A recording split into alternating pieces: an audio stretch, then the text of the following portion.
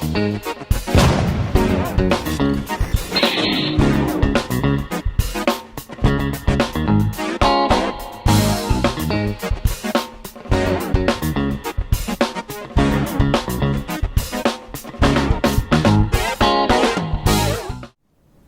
everyone, welcome back to Nat's Knackers Yard. I'll be Nat, this will be my Knackers Yard. I've got some bits that have arrived during the week. I haven't done anything on the bike throughout the week. It was my late father's funeral this week, and I've still got his flowers up there keeping an eye on me. Not just to keep an eye on me, because I have no idea what to do with them. So they're there for now, and my old man can watch me for a little bit longer. That was the old gasket that I broke on the alternator cover. That's the replacement. I've got some fresh jets for the carb. What else? The one bit I did do last night actually was I replaced my Jubilee clips with proper clamps just to seal that off a little bit more. I dug out these old plates that came with it and I did chuck some paint on them. I don't know whether or not I'm going to use them, but they do have the advantage of covering up the joint a little bit, so they're just chucked on at the moment. I don't have any bolts for the end because they're a weird size, but I'll have a look at that later. Effectively what we're looking at is getting that stator cover back on, I think, getting that all cleared up. Now what I might do is just whip that gasket off complete and just give it a good clean first. Yeah, let's do that. Right, you can just hear Matt Hudson whittling away in the background. Shut up, Matt. Oh, you've got to be kidding me. How do I turn that off? Why turn this off? Close. There we go. Just while I was... It's one of those why you hear moments, isn't it? The cabling is really plasticated. It's plastic anyway, but you know what I'm saying, as in it's really stiff.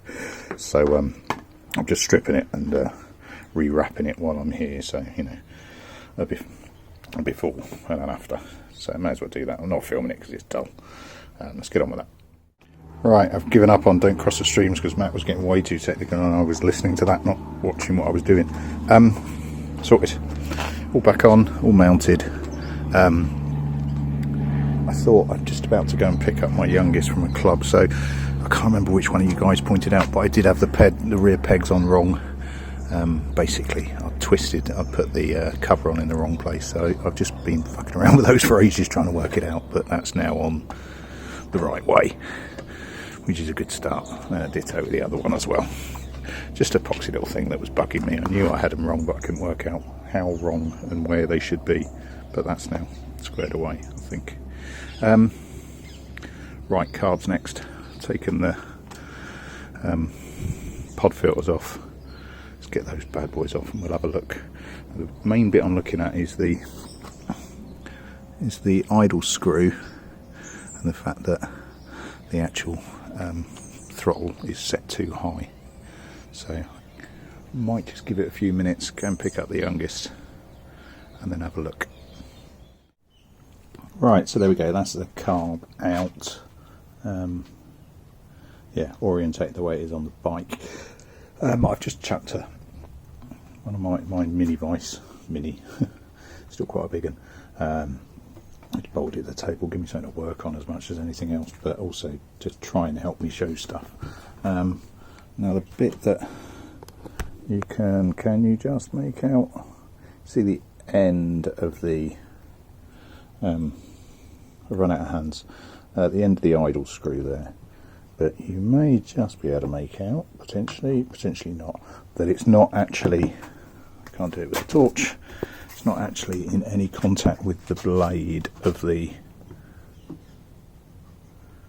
throttle, and yet, you know, it's idling high. So that's one, that's half, one. Yeah, I'm now in contact. So there is something going on there. I'm going to start stripping it and I'll whip the bolts off to start with and I'll just strip it down. I've taken the jaws out of my vise because I couldn't get anything in at all, but I might chuck them back on. Right, let's get you back.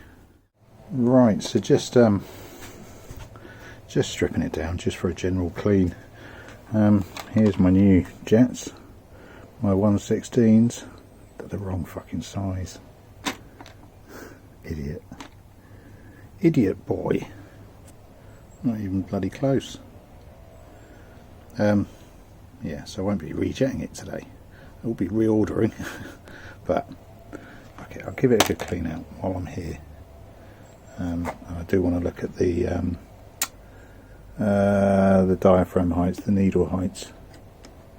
That's just the carriers that will drop through into the needles. At least all look uniform. Sorry, I'm not even pointing you at what I'm doing. Out of disgust at myself. I flip it over and I want to get the air jets, the air fuel jets out, because I'm sure that I haven't changed those. Changed them. I'm sure I haven't cleaned behind them, frankly. Right, so I flipped the old carbs orientated the way they are on the bike. Air fuel screws, which are etc, etc. You can see by how grotty they are, I don't think I've had them out, so I'm going to whip them out and see what we got underneath. Right, while I'm watching Carl's latest upload, if you're not watching Carl, it's worth having a look. Oh, phone's upside down. So, Motorcycle Junkie was Bertie Project once, 754. He merits so many more subscribers than that, but he's got a GPZ 500, well, he's actually got two that he's building into one good one. I've just audibly cheered because he stripped it down to the frame, and he's been umming and ahhing as to whether or not he was going to powder coat it or spray paint the frame, and he is having it powder coated. And I cheered because I think it's the right thing to do, Carl. Mostly because he's keeping the bike. It's his bike. It's not a project. Yeah, it's a project bike, but it's a project bike for him. So he wants to do it proper like. Back to this. I'm pretty certain I haven't had those air fuel screws out before, because I would have noticed stuff. Stuff I would have noticed is, one is different than the other kids, and seems to have different fucking threading as well, which is hella strange. But I mean, they're clean enough and they're all in good enough nick, and they're all the same length, so someone's replaced it at some point. I doubt they've rebored the hole, but hey, it seems to be holding in. But what it isn't is clean in there, so I'm going to give it a clean out, and I want to take the caps off and just check the lengths of the needles as well. I'm sure there's a needle length in the book somewhere. Let's get them off. Righty bloody ho, then that's the tops off. Obviously the diaphragms, let me just pull that one there as an example. Diaphragms just drop in, there's a little tab and a little sticky out bit there, so that's, you know, a few degrees out. I don't just want to pull at it, because the diaphragms are fragile and you do not want to get brake cleaner or carb cleaner on them, because it'll just eat them away. Now the diaphragms are fine in themselves. As far as the setup's concerned, oh, if I put my needle down, there we go. So it's needle through the middle. Let me just semi-reassemble. Needle down the middle, spring on to top, and then it's basically, you know, a plug on the top of that. Now, can't see any problems as such. The bit that I can see, and I don't think you're going to be able to because it's too small on my phone, ain't that good, but that says in tiny stamps Y13. That. Now checking out Albuco, you can see this, there we go. Mine's the 4KO, I think. Y11, so I've got the wrong needles in there. Now, I'm not sure what the numbering means, as in what difference there is between a 13 and an 11. Come on, focus. But I think the shopping list is Y11s. Maybe that's why I was running two. Bless you. Maybe that's why it was running away with itself. In fact, I don't think there's a lot of maybe to it. That's probably why it was running away with itself. It's because it's got the wrong needles in it. Right, so shopping list is Y11 needles. I may as well try and rejet while I'm here and get the right jets this time, ones that fit. Although I did find one that was a bit loose as well, but I'm sure that was just coincidental more than anything else. So they are 20s and I need 16s. I think what I might do, just because I've got some spare time now, so I really can't do a lot more because I'm going to need these bits. Let's check that tube back in as well before I lose it. Oh.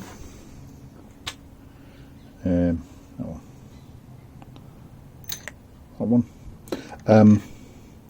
What I do also want to do, might as well just chuck some paint on those lids, because I've tried cleaning them and they just look scruffy and they're just going to keep rusting. So scuff them down and just probably lob some black on them. There's a little bit of crap in the carbs, but it's not the cleanest fuel that I've got. I don't have the cleanest fuel in the world, but I think I found the problem.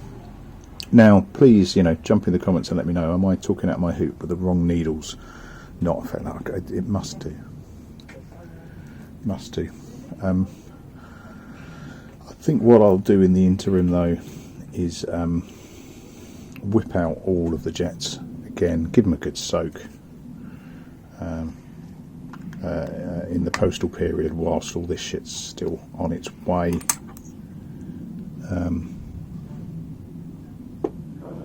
And then just leave those vertically because it keeps them. I don't want to lean them on the rubber for obvious reasons. Yeah, whip out the jets on the air side, give them a good soak throughout the week in some cleaner. Do the same on the other side with the main jets, with the air jets on the other side. I'm going to have to be careful that I don't lose the, because underneath these air fuel screws there's the tiny spring that's next to it. Then under that there is a tiny metal washer, and underneath that is a tiny rubber washer, so I need to make sure that I don't lose those. I may just chuck the air screws back in actually, so they don't fall out as much as anything else.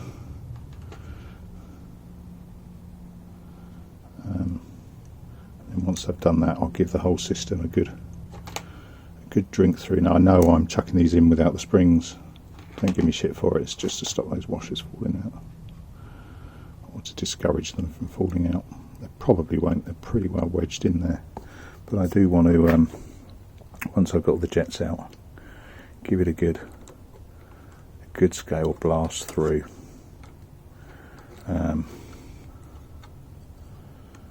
Because like I say, I haven't had those out before. I'm not convinced those lines are particularly clear. They should be pretty clear, but I'm pretty certain that I've established what the issue is, and it's the wrong needles in the diaphragms.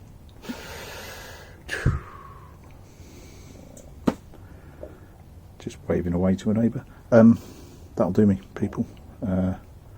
Next upload, I might do a riding one actually. So tomorrow I'm off into central London, hopefully to pick up some air tools that I picked up. I can't remember if I said this earlier. I don't think I did. My impact driver is pretty rubbish. As a couple of you pointed out, my dugger needs more dugger. It is a cordless. It is a cheap cordless as well. It's only an 18 volt. It's only that one. And no brand. I've been keeping an eye out for one. I've seen one cheap. I've seen a couple of other bits, including like a mini belt sander detailer that I've seen Craig Doghouse Customs use a lot for fabrication. So there's that, and there's a couple of other bits as well. But they're going nice and cheap. They're pretty crappy and probably need the clean up. But yeah, I might take you for a ride tomorrow. That'll do me for another one. Cheers all. Thanks for watching. Thanks for subscribing. Thanks for sticking around, and thanks for bearing with me. Cheers. Ta-da.